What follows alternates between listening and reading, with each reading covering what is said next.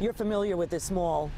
I've saved the person here. Suffolk County Police Officer Matt Siesto knew the massive parking lot at Center Each Mall was a common stop for heroin addicts. Either unconscious or passed out behind the wheel. You'll see them shooting up. In early October 2012, Officer Siesto was parked outside Walmart. And a 911 call came in for a woman overdosing in a pickup truck. That girl was 19-year-old Nikki Lee Mata, and she was overdosing near Modell's. Blue lips, blue tinged on the face. Her body just wasn't working. It was dying. This is 911, ma'am. Since 2012, Suffolk County has saved more than 250 heroin addicts from fatal overdoses, thanks to the miracle of a drug called naloxone, known as Narcan. It reverses the opiate overdose on the brainstem, which then increases breathing. How long can a patient not be breathing before the brain damage? Approximately 3 minutes. So I gave her a dose of Narcan in one nostril and the other half a dose in her other nostril. Nikki Mata survived, but was overdosing again less than 30 days later. The same officer was called, this time to her mother's house. And then I woke up and he said, how many times do you think I can keep saving you? And then I said, nobody keeps telling you to save me.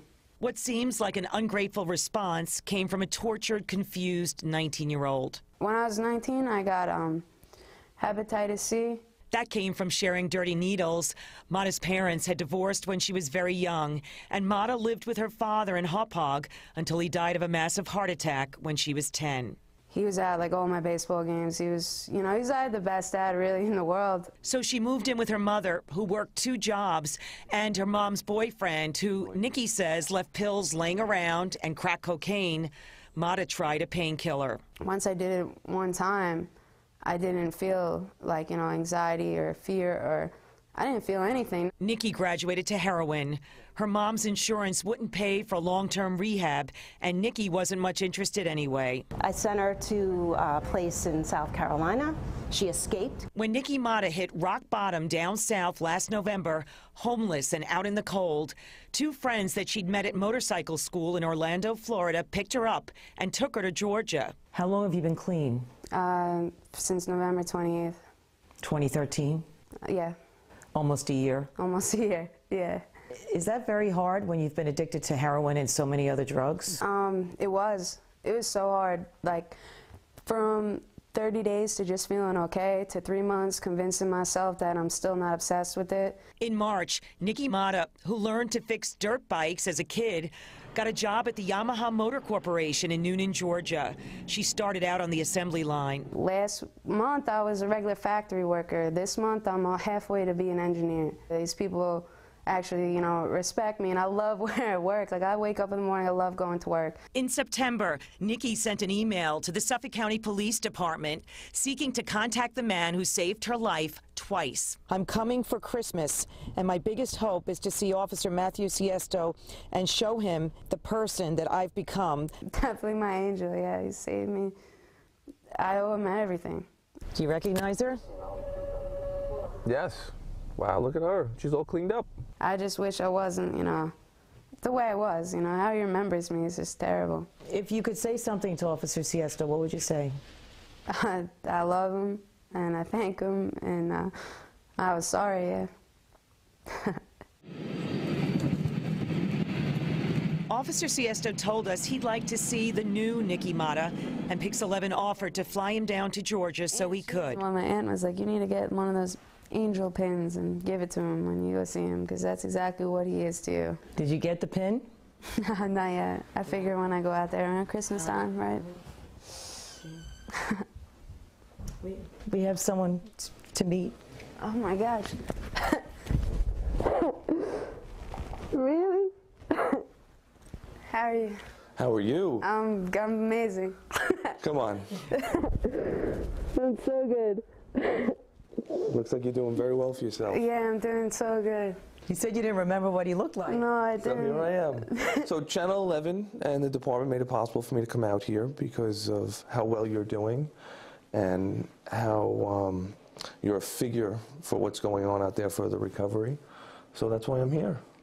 And because you're doing so well, look at this place, it's beautiful. Yeah, I know, I'm doing so good. I have an amazing job, I got a car, an apartment, And like, you know, I'm happy. I believe in something. She told the officer about her job at Yamaha. I get to build like golf carts and quads that don't get released till like 2018. There were serious moments about the years she was using. I was with this guy that always had it a couple months ago.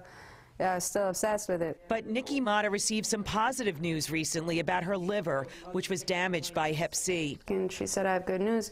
Your hepatitis went from chronic to acute and that it'll heal itself. You feel healthy now? Yeah, I feel amazing now. And you working out? Yeah, I work out, I work all day, and I sleep good. After a visit to the Waffle House, I get a discount here. it was time to say goodbye for now. I'll see you later. Thanks for coming. Oh, you're more than welcome. I'll see you on Christmas. Okay. The next morning, Nikki Lee Mata was heading to work. I just want back my happiness. I wanted to be a normal person. I wake up and like I love to go to my job. I love who I am today. And Nikki texted me today that she was very excited about the story and that her family is so proud of her. She's going to watch online.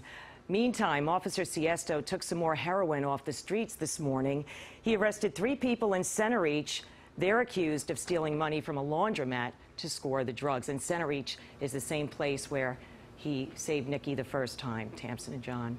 Mary, we're sitting here with tears in our eyes. I mean, I'm so proud of her, first of all. She's incredible. She's so young to have gone through so much. Did she go through rehab in order to get clean? She had gone to some rehabs and they never really took. She actually at one point was at a sober house in the South and the girls there used to read the Bible to her and she didn't quite relate, but then she kind of heard what they said. At one point, one of them turned to her and said, Nikki, you have God around you. So she got very spiritual, and she has a Bible on either end of her bed in Georgia.